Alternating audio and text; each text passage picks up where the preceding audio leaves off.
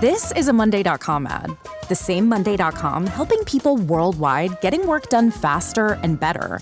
The same Monday.com designed for every team and every industry. The same Monday.com with built-in AI, scaling your work from day one. The same Monday.com that your team will actually love using. The same Monday.com with an easy and intuitive setup. Go to Monday.com and try it for free.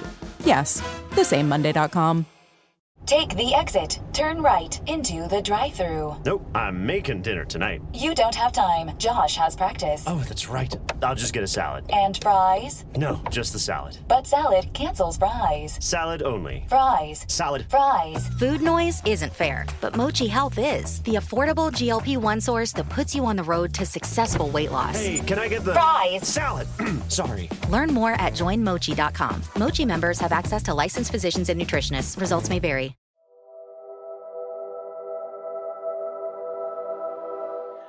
All right, so today we have Maureen O'Connell, retired FBI agent, and if you guys live under a rock, you don't know who she is. I don't know why. She's been all over the news lately for the Savannah Guthrie's mom's case. She's on TV all the time talking about that case, but today we're having her on the podcast to talk about Molly Miller and Colt Haynes because she was there at the beginning with us. When we did the television show for Oxygen, we brought her out to Oklahoma with us. She actually helped us track down Joe Russell and confront him in the streets. And so she's been on this case with us for 8 years now. We've known you. So it's pretty crazy. And someone said, hey, that's not the sheriff. That guy's too thin. I said, dude, I'm looking at his ears and his nose. That's him, remember? That's right. Yeah, because he had lost a lot of weight. Yeah. He had a lot of weight. So it's crazy. So first off, thank you for coming on with us. And so we called you. You and Cheryl were probably the two first calls that we made when we heard about this, and we got some people calling us from Oklahoma to tell us about the remains that were found not too far from Toby's place off of Long Hollow Road and Pike Road. So because they were staging at Toby's house and all his land. Well, let's go back because we ended up doing a search with Maureen and Mac a few years ago before the BIA even got involved. And Maureen, we were out there. You were a rock star. You and Cheryl, you guys flew out there to Oklahoma to help us drain. And Toby was amazing. He drained this pond. You guys were there, up to your necks in mud, pulling stuff out of the ground, trying to find anything about Molly or Colt at that time. Sifting through all the silt, and it really was like an FBI ERT operation with the way we had the backhoe and the water getting drained and just all the support that we had and the dogs and you guys were just great. And yeah, it was a lot of work, but it turns out it was worth it, right? Yeah. It was worth it. It was worth it because I think because that week we were there for like 3-4 days. Literally, we left there the day after Thanksgiving. We were there for 3 or 4 days. And after we had one group, we drained the pond. We had one group of cadaver dogs that came in, federally accredited. They hit on that. I remember they hit all over that pond. Now, I don't know what's in that pond, but it's not the area that they found the remains for Molly and Colt, but something's in that pond. And then next day we had to keep on draining it because it would fill back up again, and we backhoe it. And then we brought in the night before we wanted to bring in an extra set of dogs in here as fresh dogs to make sure that we're doing it. And that was literally the birth of when the BIA took over, after that search. Was that, how many years ago was that? That was 2020. 3 years ago? 2022. Yeah. 3 years ago. But that was hard work, guys. That was a lot of hard work. It was a lot of hard work. We were out there for 8-9 hours, and it was, Toby had put us up there. It was a lot of work. It was really emotional because we didn't know what we were going to find. We had Paula there. We had other people coming and going who knew about the case and were helping and were trying to help and digging. And just when you're looking for remains, it is a really emotional journey. Yeah. It really is. It's not easy. It's not, I remember as a lifeguard once, they went out looking for a float, what we call a floater back then. And when the guys rowed back in, they said, yeah, we got him. But they went down and reached down and got the guy, grabbed him by his hair because he'd been there a couple days. And when he pulled the hair up, the whole scalp came off with it. So I'm like a 17-year-old lifeguard. And I was just like, wait a minute. What? Yeah. Yeah. And then we took a course on that and always what to expect when you're diving for bodies. Essentially, it's just shocking, and you want to find them. You want to do what's right for the family, but by the same token, it's pretty frightening stuff. Yeah, it really is. And then after we didn't find anything, we were disappointed because we found what we thought was a human ear. Yeah. Remember that second thing? Or tongue. It was a tongue. Yeah, I forgot it was a tongue. We did find something that we sent to pathology because we had the ME come out there because we found this thing they thought potentially could have been something, but it wasn't. Yeah. It was very spongy. It turned out to be a mushroom or a fungi or something like that. But it literally, when we put it out on that tarp and we hosed it down, everyone thought it was a tongue. Yeah, it was really emotional. But okay, so we didn't find anything then, but at least at that point, the BIA recognized that this case needed some attention. Yes. So maybe it was the meal I made after 9 hours of hard labor. We go back to the house. We're like an hour or something from stores, which were all closed. And I was like, is it all right if I just raid the refrigerator and freezer and just make a big family style meal? Can I get guys to be my sous chefs? And that BIA guy was there, right? And he's like, well, no, he wasn't BIA. He was the dog handler who works with the BIA. That was that guy. Okay. Yeah. He was like, wow, this is amazing. It was like everybody came, we were all just working really hard and everybody put hands on deck, and Maureen makes this amazing meal. And we were able to get up and keep going the next day. Yeah. I made enough for leftovers, and it was a big egg bake and with bacon and everything else. And I made enough for a crowd. And when I was at the airport, they're like, guess what we had for breakfast? Exactly. Yeah. So when I called you the other day last week, I texted you first because you wouldn't answer because you were doing an interview or something else. And I remember you were just like, what, in big capital letters when I told you that they think they may have found Molly and Colt's remains. What went through your mind? I was absolutely gobsmacked because I felt that you guys and we collectively, but mainly you guys driving this bus, that we had done everything we could. And I didn't realize that the wheels were still all turning. And so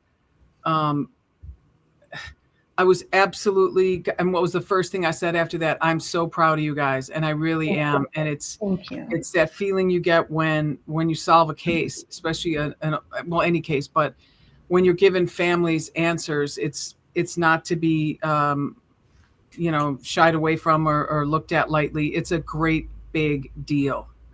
Yeah. Well, let's just put it this way. The BIA, the Chickasaw Nation, and Light Horse PD, they did all the heavy lifting. They had like 100 guys out there. They were playing. They went out. Apparently, we didn't know about this. We just heard about it, that they went out a few months earlier. And they couldn't find anything, and they reconstituted their group and did it last week. And they were going to be there only till Friday, and they found it in the second day, which is pretty amazing. Yeah, they're amazing. This would have never happened without them. Without a doubt. There's no way. We know from 8 years ago that this case was cold. They were not doing anything to look for these kids. They just chalked it up to, well, they ran away or they disappeared or whatever. We don't know. And that was it. This case was not being actively investigated 8 years ago when we found it and when we did it for the TV show. And so thank you, Maureen, for saying that, because honestly, it was a lot. We've been working with Paula for a long time on this. It was a very emotional roller coaster. Doing the podcast was something I didn't really want to do in the first place because it was a lot. It was emotional, and we didn't know if we were ever going to get any answers. So we kept at it and kept going, and people coming out of the woodwork, and we got tips. So many people came and spoke to us that were really scared, and incredible people who put themselves out there to help get answers. And I think that's what it is. That's what the purpose of these podcasts are, right? We want to get answers for families. We want to help them get resolution because no one else is doing anything. There's a case 13 years ago. Yeah. And we think most of us believe that with the passage of time, some of that fear just goes away. But that's not always the case when you live in a community that's still, still run, so to speak, by a lot of the players in this case. And it was still difficult, but these people, it meant a lot to them. They saw what the family was going through. And, when they can watch it in the privacy of their own home, when they could watch the podcast or the show that we did in the privacy of their own home, they can start to feel things. They can look it up on social media and see what people are saying. And they're just like, you know what, it is time. And then you start getting tips and leads, and it obviously proved to be fruitful. Let's talk about that when we first brought you out there, when we were out there shooting. What was, from an FBI standpoint, you're coming in there cold. You knew about as much as we did about the case. What were your FBI instincts going on with you when you were out there and when you're driving around all those fields and trying to hunt down Joe Russell? Well, it was interesting to me how depressed the area was. It was just flat land, dry, nothing going on. There was a lot of meth, I noticed, and I would call it out when I would see it. People were so incredibly poor in large part. And, I just thought it was an uphill battle. It was going to be an uphill battle. And by God, it was, but you guys made it. So yeah, that's a big deal. Yeah. Have you had to deal with, in your career as an FBI agent, having to deal with kind of local police in rural areas before, where you're not sure, because out there, we're dealing with this in another case, with the Noah case on another thing where, it's like everybody knows everybody, all the cops, there's a lot of relations and kin, people are related to people. How hard is that to really navigate from a law enforcement perspective? Well, I spent my career in Los Angeles, and I did work cases in other cities, states, et cetera, and countries even, but that was with the evidence response team, and we would, fly out and do whatever we did, but we would show up, a contingent of us to a certain extent, except for one bombing. We only showed up with 3 people in another country. That's a different story. So it's all, you got to build bridges wherever you go. You have to build bridges. But in this particular instance, I just thought it was going to be almost insurmountable. And Toby, though, gave me hope. I have to say, Toby gave me hope because he owned his ranch. He let us stay there. He helped us any way he could. He was physically helping us in a really muddy crime scene that was when you're sifting silt and mud, it's hard work. There's no two ways about it. But just his support and his passion for this for the family members of this crime really did give me hope. Yeah. So in any instance you go into, I worked gangs for 19 years. You go in and sit with these gangbangers. What do I, an Irish Catholic girl from the south side of Chicago, what do I have in common with these hardcore gangsters? And I would just find common ground. Hey, we're both Catholic, or you pick out things, you look at their tattoos, you read them, you read the person, you watch their expressions, micro or macro, as you're talking to them, see what hits, what lands flat, and then you just go from there. And that's just dealing with people 101, and that's what you have to do. And in this case, I knew it was going to take a lot of that. And that's the thing too. When we first went out there to do the TV show, my question to you is, how do people who are innocent behave? Do people that are innocent of doing any wrongdoing, do they put a rifle laser on people's head for no reason? No. I had a rifle. Remember, I had a rifle laser. Kanye put a rifle laser on my head. Well, we believe it was him. Well, we saw him with the binoculars. I saw him. And I couldn't understand, if it was me and I was in a car with 2 of my friends and they disappeared. It's like the Noah Presgrove case. If your friend is hurt or disappears, how are you supposed to behave? I don't think this is the way you're supposed to behave. Correct. The way Con Nip and those people did, where they were attacking Paula and Misty, who were looking for their cousin on a daily basis, being told by local sheriff that they went to Wichita Falls when there was no proof or evidence of that at all. And there was no talk of that from anyone. No. And that's the thing that was just so infuriating with this, is that it didn't really have any media attention until they did, like, True Crime Daily did something. But, Joe Russell had been arrested. They didn't even really talk about Molly and Colt when that happened. It was like they just ignored this whole thing. It's just, that's the thing that was really what made us say, okay, we need to do this for Paula and help her do this podcast, because I don't know how else we're going to get how we're going to get any movement in this case, or how anyone's even going to know about it if we don't say something about it. Yeah. And if it wasn't for Paula, I mean, we wouldn't have been able to do the podcast. All we were basically doing was kind of dovetailing on all the work that she had done years prior with her family, and just all the investigative where she was traipsing through woods looking for witnesses, getting them on tape, asking the hard questions, putting herself in jeopardy. I mean, these people that she was confronting they're not like, everyone has guns out there. She's out in the woods by herself. No one really everybody wants this case to go away. No one wants to talk about it. I mean, what does that say? I mean, is it because a lot of the things that victims' families we've dealt with, like Jennifer Kessie's parents and it seems like they have to take the lead if law enforcement's not doing anything. And if law enforcement is cold case, they're not spending time, the ones that get solved are the ones that are the families are still like going hard charging. We got news reports with Savannah Guthrie where they're giving up the search right now, apparently, and she's going to go back to work because I think they're just fearing the worst. I mean, what does that say about someone who doesn't give up like that? Like Paula. Well, she's got intestinal fortitude, and that's putting it lightly. And, you can't really blame a family member for coming to your door and demanding answers. That's normal behavior when you're in a situation like that. The way other people were reacting was what I found so strange. Why wouldn't they want to help? An innocent person would want to help you.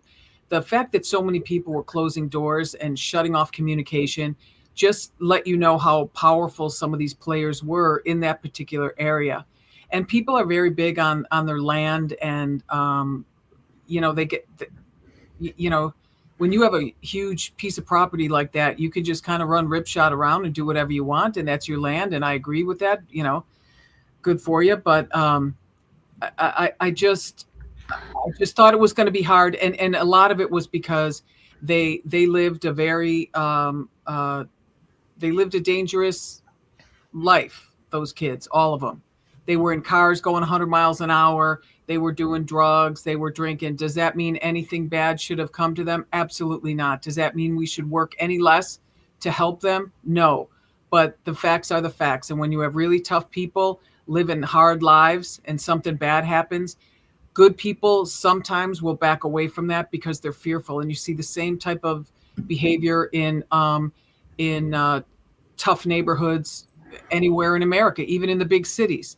That's why homicide clearing rates are low in some areas, because you get zero cooperation from anyone because they don't want the hassle that goes along with helping law enforcement or others. That makes sense. I mean, that's the thing. It's like, so, we don't know how they died yet. That hasn't been, discussed or even anything been put out there yet. But from what you knew from when we went out there for the show, I don't know if you remember a lot of the details, but did you get the impression that they had been killed? Murdered, actually. Yeah, I knew they were. I mean, it was clear to me that they were probably, if they were ever going to be found, they were going to be found deceased. Yeah. I mean, some people theorize that they died from exposure, or they just died from whatever. I mean, these like are weed or whatever. Yeah, that doesn't make sense to me. Like, why wouldn't anybody have seen those bodies? If they had, let's just say they died from exposure, in your experience, what would have happened? Would they have found them in that area? Like, somebody would have smelled something or saw something, no? Well, it depends on the animal activity. Some depends on where you are and how many coyotes and stuff like that, because they can really tear a body apart pretty quickly and separate the body into different parts. And the one thing you'll generally find is a skull intact or partially intact, and then the other thing you'll find, if you know how to look for it, is teeth and hair, and you'll find that in the scat of the animals. You have to break it up with your foot, and it's a gross and arduous process. Yeah. Well, basically, from what we're being told through our sources, is that the bodies, the two, and they're talking about full remains here. They're not talking about pieces. They were found close together, and that they weren't too far from where they discovered the car that Con Nip was driving them in and dumped them in the field. And there were earlier reports. I remember that there was a landowner was complaining about an awful smell, I don't know how long after. So how far, I've never been around aged, deceased human cadavers or dead bodies, but I've been around animals that have been laying around for about, and it's pretty, the smell is pretty potent. Right. So what they know the smell of decomp from a horse or a cow or any other animal, and the smell of human decomposition is just as bad, if not worse. You could smell it, well, depending on the breeze. I mean, if it's a hot, dry day and it's blowing right towards you, you're going to be able to smell that. Did she report it to anyone? I think I don't know if she reported. I can't remember exactly. We had it on a podcast. I don't know whether Paulo found out about it from somebody or was a report when they were doing, because they had done some law enforcement sanctioned searches that Paula put together with volunteers and stuff like that. I remember that. Yeah. Yeah. So they did a couple of those. So I don't know if it was then or was after the fact, but I thought it was interesting when we were told where the bodies were found, that they were not too far. What was the distance that we were like 6/10 of a mile. So that's not too far. Wow. That's not too far. Yeah. Did they have clothes on? Were the clothes still there with them, or we don't know. We don't know yet. Okay. But I think they had enough information to alert the families, like Molly's mom and Colt's family as well. But they're doing, from what we've been told, that the ME has the remains. I would imagine they have Molly's dental records. So if they have full remains, they'll have a skull, they'll have a jaw. The teeth are usually, from what I've been told, are very hard and take a long time to decompose. That's why I said you're going to find them at years later. That should be a very quick process for an ME with dental records and a jaw to tell you whether or not it's that person. Yeah. As far as Colt, all they really have, they're going to have to do some, I heard they're going to do some MRIs on the remains, and they do have his son's DNA, that he was only 8 months old at the time. I guess they extracted when he got a little bit older, just in case they do find the remains. So how long does that process usually take? You talked about the dental records are fairly quick because it's just kind of matching up puzzle pieces with the x-rays and stuff like that. Well, but what about the DNA and stuff?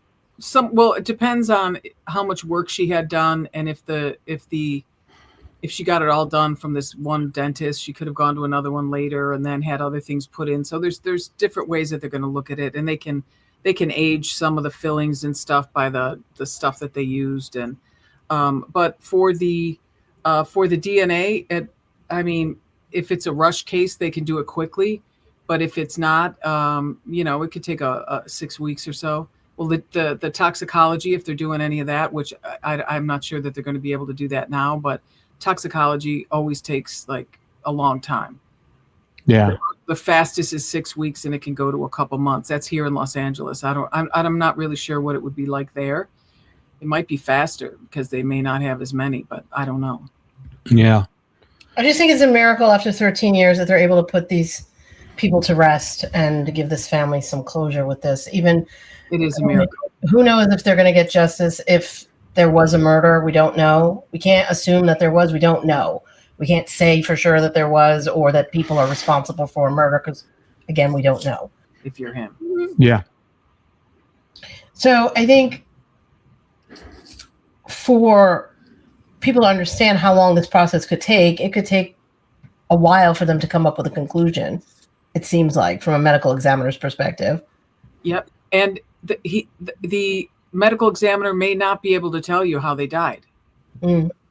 So if the medical examiner can't make that determination, and people are saying, well, at that time, what was their drug of choice at that time? Was it meth? They were using meth. I don't know what else they're doing. I think probably weed or anything. I don't know. I know meth was something that would kill you. So, maybe they died of a fentanyl overdose or something, or they're going to say that. And if you can't disprove that, so the medical examiner has a lot of work cut out for her or him. And, let's just see what they come up with and revisit this later, because it is miraculous that they were even found. And when we get that, when we get the DNA back, that it is in fact them, that's just going to be another big day for the families. And so it's a big day for us. What I think is really kind of hard to kind of digest here is the fact that the areas that they were searching were areas that people wanted to search a while ago. I mean, there was people that tried to get search warrants for that area and other areas that they were denied. I know. No. We have to be clear about this particular area. I'm just saying, just not only that, but also there were other law enforcement agencies, independent of others, that they put out warrants and they were denied by a judge. Now, why would a judge, especially in the vast area of these fields, if you had stuff like that, why would they? Because it's private property, and the probable cause didn't meet the standard that the judge felt comfortable with. It happens all the time. I mean, I've had warrants turned away. The judge is like, freshen up this location or get me something more. I'm not signing this. That's a fairly common thing. Yeah. Well, sure. If they didn't have any evidence or any, they're just having a theory that potentially they went on that property. So I understand why. Well, the biggest piece of evidence they have, because if there's 0.6 of a mile from where the car was the car. Isn't that a piece of evidence? Yes. But 0.6 of a mile is a long distance when you're talking about a warrant on someone's private property. And is it the same person's property? No. A different person? Yeah. So it's and they exchanged hands. From what I've been told, that they kind of abandoned the search warrant part, and they just got permission from the landowners, but it took a lot of doing and a lot of organization, and that's where I believe Toby came in, because he lives in that area, he knows it, and I knew. And then I think the Light Horse PD and also the Chickasaw Nation, I think, and BIA, I think collectively, that's where they were able to get the access to where they had, because they didn't go in there. They went in there with a lot of guys. I don't know if you've seen some of the photographs, the press photographs, where Toby and the BI agent, first name's Vincent, were just standing on this platform, and they were surrounded by quite a bit of guys from all over, even from Texas, search and rescue. So to put together, what is that like? Like to kind of gather that kind of force multiplier for a search like that, what does it take to do that? Well, you have a meeting where you're prepping for something like this, and you're saying to yourself, okay, we have done, or not we, but other people have done searches in all these areas, and they haven't come up with anything. So what we want to do is maybe a tighter grid search, or more people in a bigger area, or you set your parameters based on what you have, and then you start trying to find people that can do the work for you. Obviously, you have your group, whoever you are, whoever the first person was pulling this thing together. But then you have to, there's logistics involved, like anything else. It's like a production. It's just like you guys doing some show. It actually is just like a production. You've got to find money. You have to have food. You have to have water. You have to have setup. You have to have pop-ups. You have to have, and where's your nearest medical if someone gets hurt or falls into a ditch or something like that. And, so there's a lot of planning involved. And then you go out there and cross your fingers and hope for the best and put in the work, and here we are. And then just like statistically, I mean, how many searches that are done where they actually find anything? This podcast is supported by MIDI Health. Are you in midlife, feeling dismissed, unheard, or just plain tired of the old healthcare system? You're not alone. In fact, even today, 75% of women seeking care for menopause and perimenopause issues are left entirely untreated. But it's time for a change. It's time for MIDI. MIDI's not just a healthcare provider. It's a women's telehealth clinic founded and supported by world-class leaders in women's health. Their clinicians provide one-on-one, face-to-face consultations where they truly listen to your unique needs. They offer a full range of holistic, data-driven solutions that isn't one-size-fits-all care. This is care uniquely tailored for you. At MIDI, you will find that their mission is clear: to help all women thrive in midlife, giving them access to the healthcare they deserve. Because they believe midlife isn't the middle at all. It is the beginning of your second act. Ready to feel your best and write your second act script? Visit joinmidi.com today to book your personalized, insurance-covered virtual visit. That's joinmidi.com. MIDI, the care women deserve.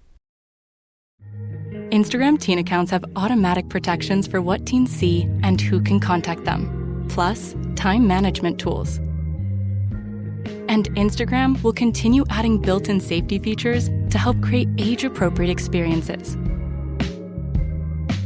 Learn more about teen accounts and Instagram's ongoing work to protect teens online at instagram.com/teen accounts.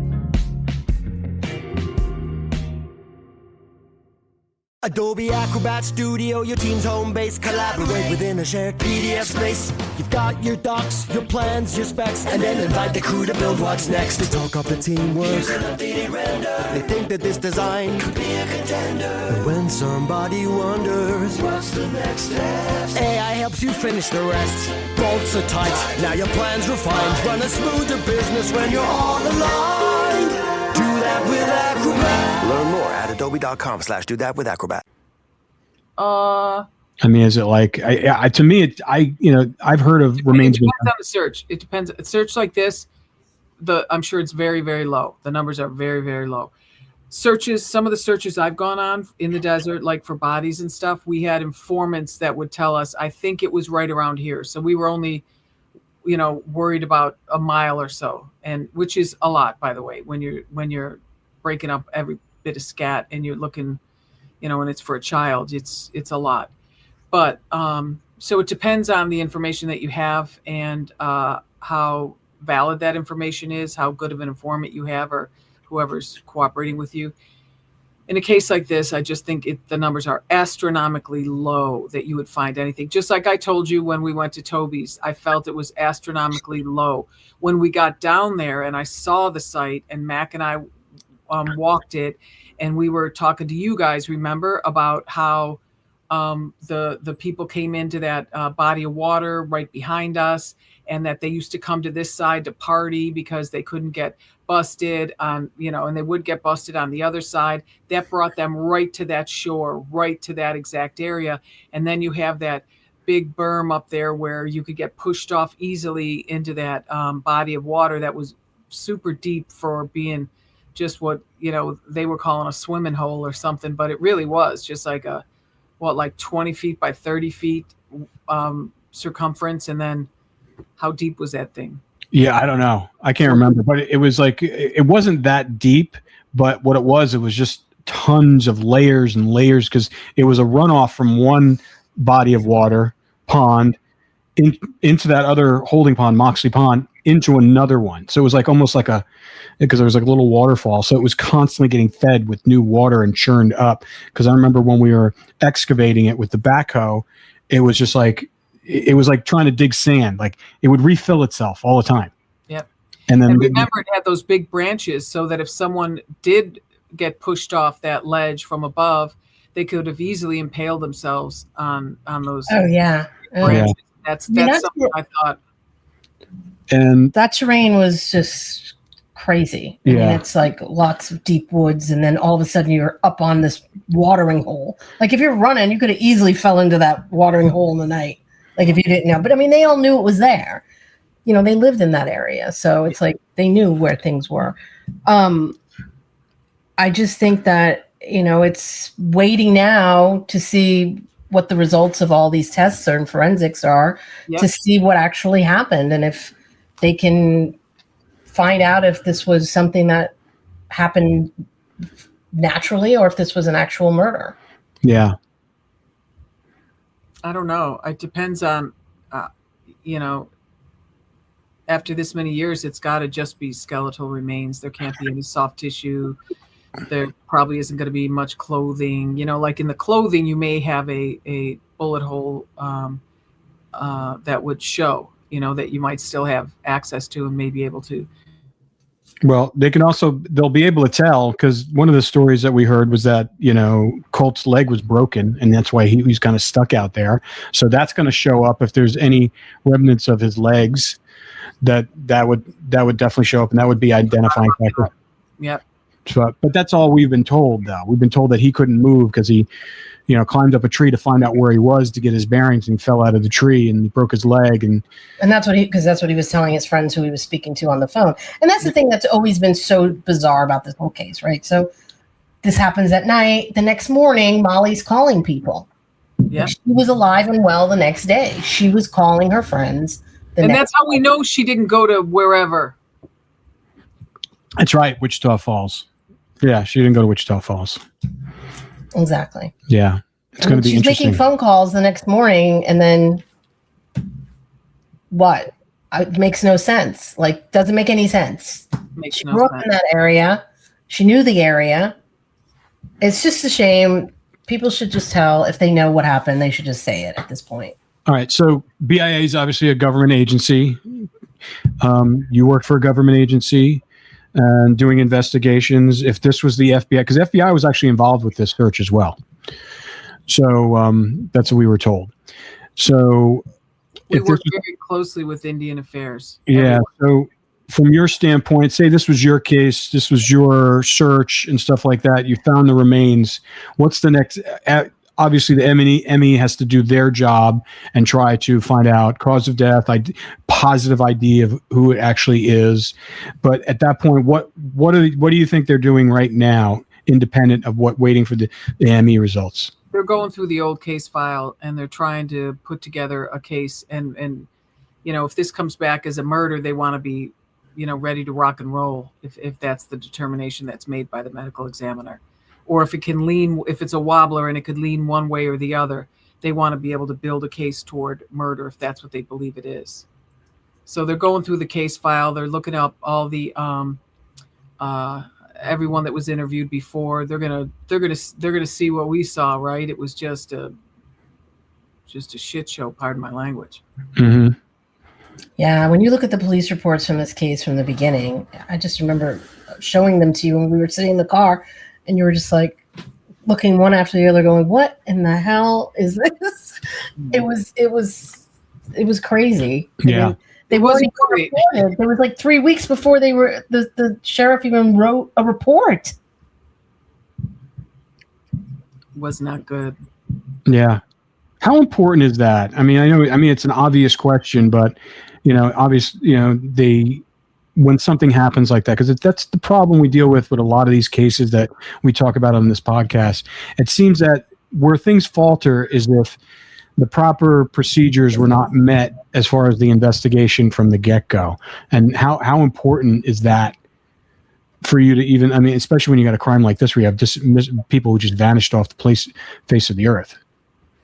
Well, when you're an adult and you disappear, believe it or not, a lot of people just do. And I told you this and no one wanted to hear it because no one ever wants to really hear it, but it's true. There was just a woman found 2 months ago who'd been missing for 25 years and she just decided to leave her life, and she was living down in Florida, left her whole entire family and never called anyone again. So, that's rare, but it does happen. And it happens probably a lot more, I would say, maybe than people getting murdered like this or whatever happened to them. Procedures are in place for a reason. They're very important. They're tried and true. You should have good, tight guardrails, procedures. You should follow them always. That should have gotten hammered into you in the academy or wherever you went to for your training in your department. So I just can't say enough about how much that's helped me, because it gives you a list essentially that you can go down and make sure that you're covering everything. Because sometimes when you're at a crime scene, if it's gory and everything, you have to really concentrate on doing what you're doing, because you're very distracted by, the scene. Crime scenes can be very traumatizing to the people that are processing them. So that's why, that's why they teach us procedures are your friends. They will help you. They will guide you. You just, memorize these things, but we always had them in writing also so that you could check them off one by one by one. Yeah, I mean, that's the thing. We would hope people do it, but we don't know why people don't do it. Yeah, I think that was the biggest kind of albatross around the neck of this case, was that the law enforcement local waited so long to really kind of acknowledge that these two kids were missing. Yep. I mean, the local news was saying they went to Wichita Falls. Everybody was saying that because they were saying it because the sheriff got the information from the sheriff's department. Mm-hmm. Right. Well, that's the unfortunate part about this. It's like, so you lose 3 weeks. You Like lose 2 almost weeks. close to 3 weeks on not Well, even. had they run away before? I don't remember. No. No, I mean, Molly had gotten to a prior, like, I guess, gotten to an argument with her family, her mother. And so she was kind of like out doing her own thing. She was hanging out with her friends. That's what I remembered. Yeah, she was crashing at friends' houses. So she wasn't, but that's not out of the ordinary. That happens in every, teenager's house and stuff like that. They get pissed off at their parents. They don't want to do something, and then but that's not unusual. No. But for something like this, it's just incredible that they were able to locate them. What do you think they used? I mean, because I'm trying to figure out, because when we first heard about it, first part is like they found her in a day and a half. Then both remains in a day and a half. I went to where you went, where you said when we go out to the desert, we would have a tip on someone. We have an informant and stuff like that. So that's where immediately our minds went. They go, not always, but two times we did have a good informant. Yeah. So that's what we thought. Someone talked, and then the other side. We don't know. I mean, we're just know. speculating here. We don't know for sure what happened. We haven't gotten confirmation of that from anyone. Well, when we all consider how vast this place is, I mean, we've all driven around there. For you to be able to find someone in a day and a half, it sounds like there may have been someone talking. I mean, there's a lot of technology now that we have not, thought about that maybe could be used. Or no, you don't think so? No, it's not that great. I mean, not for remains that are that old and on top of the ground, not buried. Yeah. What if they were buried? Like, we don't even know for sure. Well, cadaver dog would be a good, just like we used in that in the area on the ranch. That would be an okay option. But as we saw, even there, that wasn't foolproof. Right. Yeah.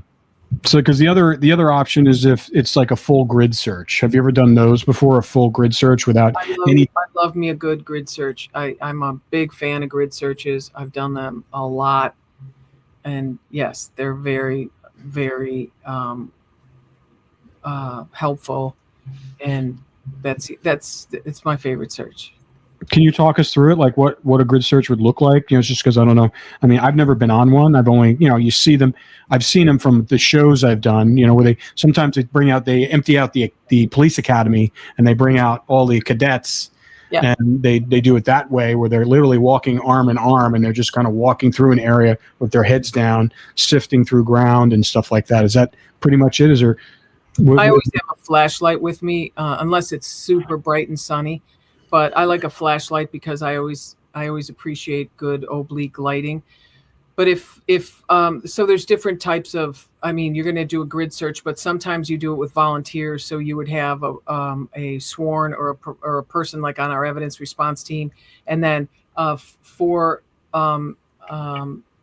volunteers on each, to my right and 4 to my left, and then another sworn person, etc. So that if someone finds something, we're right there. We can photograph it. We can, do the proper proper things you have to do to document it and stuff like that. So you're always looking, and especially when it's something like old remains. Like I said, you are going to be breaking up that scat. You are going to be looking for teeth. People are going to be showing you stuff, just like we did when we were sifting through those things. You guys were showing Mac and I all kinds of stuff. Do you think this is a bone? Remember, we had a bunch of things that looked like finger bones, but I was like, that's not a finger bone. That's a twig. But it was a twig that looked very much like a finger bone, but it wasn't. Do they normally, in a grid search, even before they find anything, would they normally have the medical examiner out there, or would they wait and call them? Wait and call them is my experience. Because that's interesting, because they had them out there with them. Oh, then they probably had some information. Potentially. Mm-hmm. We don't know. If the ME was there. But the other thing you use the ME for is what we would use. There are times where we called in forensic anthropologists because we had a relationship with them. If you're a good evidence team, you're going to have relationships with, we've got, I'm in LA, we've got USC, UCLA, Pepperdine, all these great schools right around here. And if they have an anthropology department, they're happy to come and help us because they want to work with the FBI and they're great on these grid searches. And then, hold on, I'm going to sneeze. Hold on a second. Bless you. God bless you. Thank you. Pardon me. So we would have a forensic anthropologist. So I guess you could have a medical examiner with you if they were available.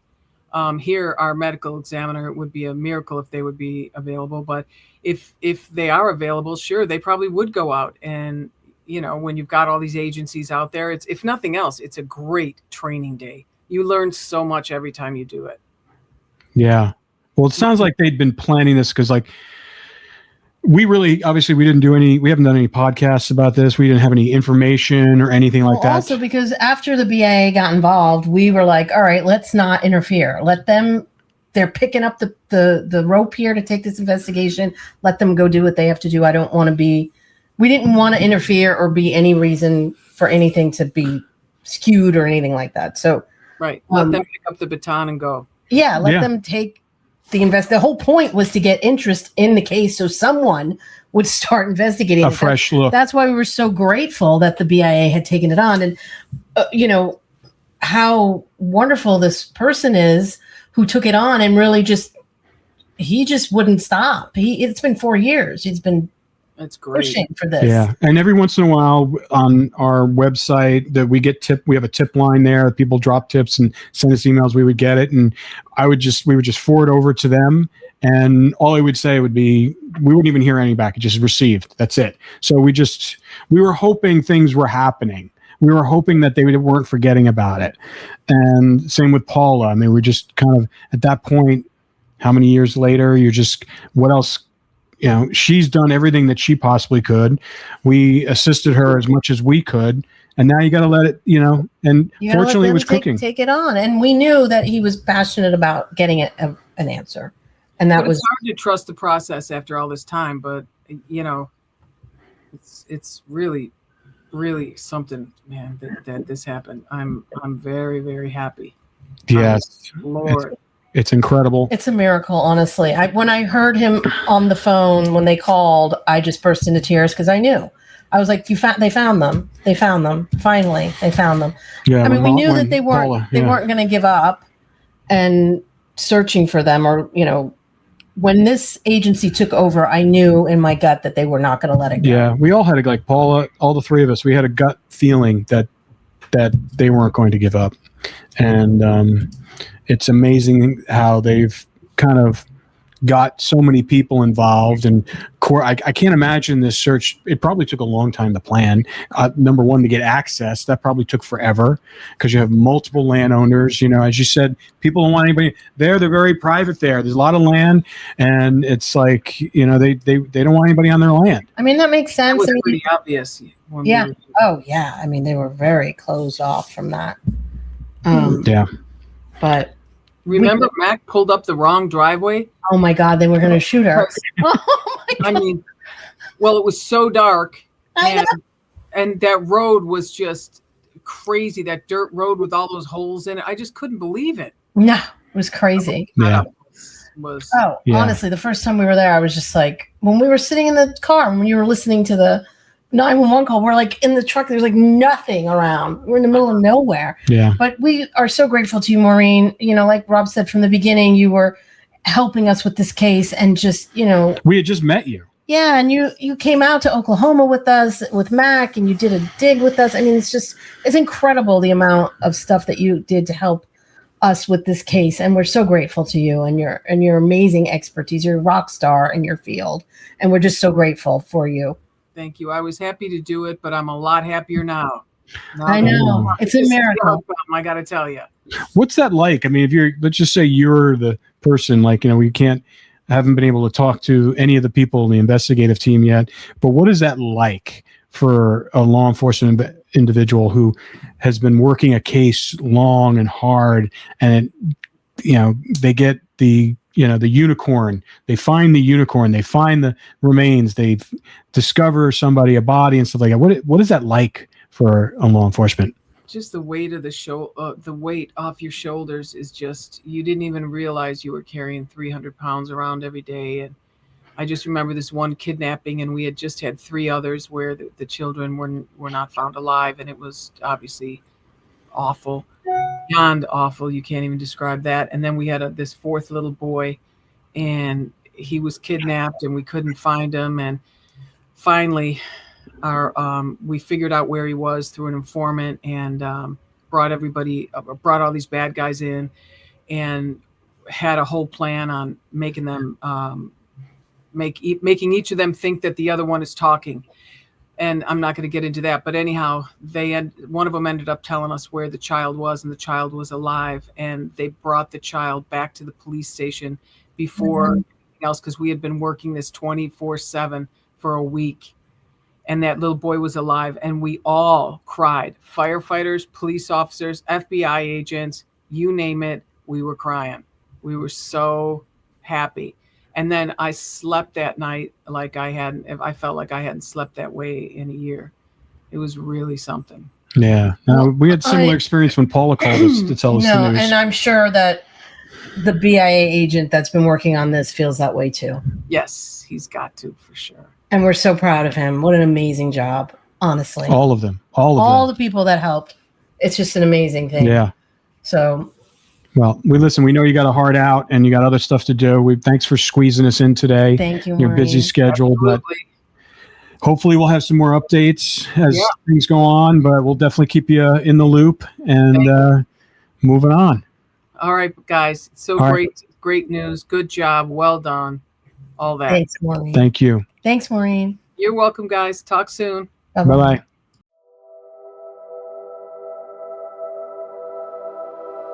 This podcast is supported by MIDI Health. Are you in midlife, feeling dismissed, unheard, or just plain tired of the old healthcare system? You're not alone. In fact, even today, 75% of women seeking care for menopause and perimenopause issues are left entirely untreated.